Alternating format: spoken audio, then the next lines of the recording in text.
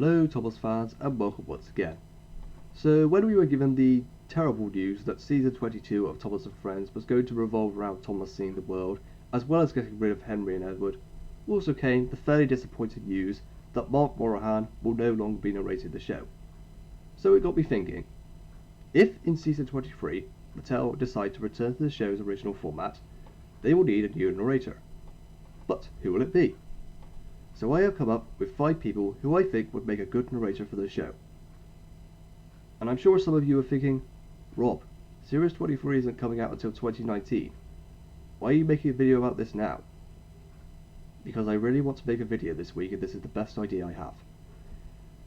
In the past, the casting directors have often made the right decisions when choosing the narrator for the show. Ringo Starr, Michael Angelis and Mark Morahan all put in a very decent performance for the UK dub.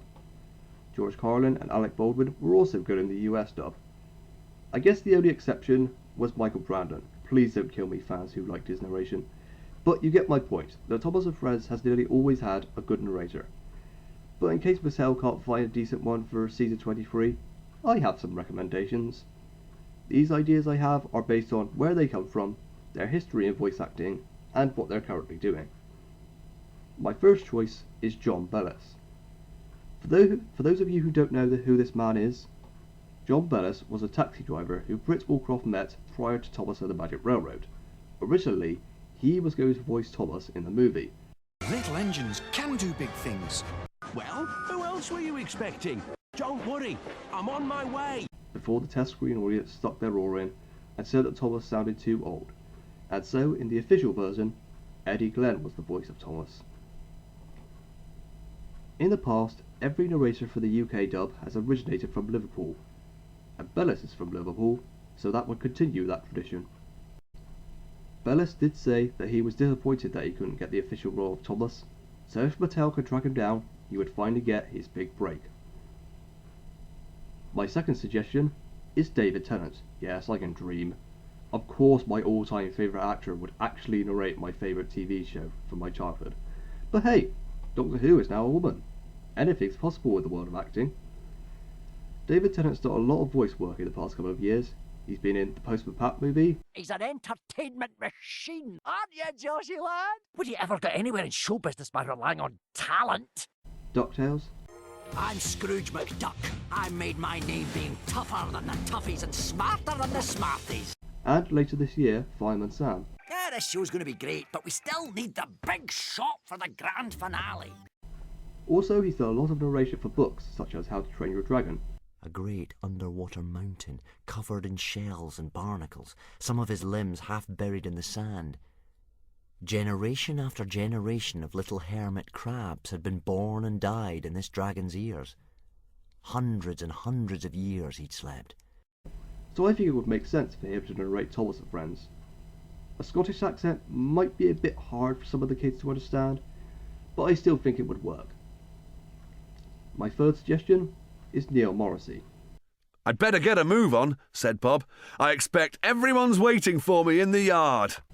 After Bob the Builder went through its hugely unpopular overhaul a few years ago, Neil Morrissey is now out of a full-time acting role. Rob Rackstraw is now a regular voice actor on Thomas, and I think Morrissey's very recognisable and gentle voice is one that could work with the show. My fourth choice is Les Dennis. The former presenter of Family Fortunes had seemingly disappeared from the acting world until recently, where he played Michael Rodwell in Coronation Street. And clearly, Dennis has lost none of his magic. No! Please! Please, not now!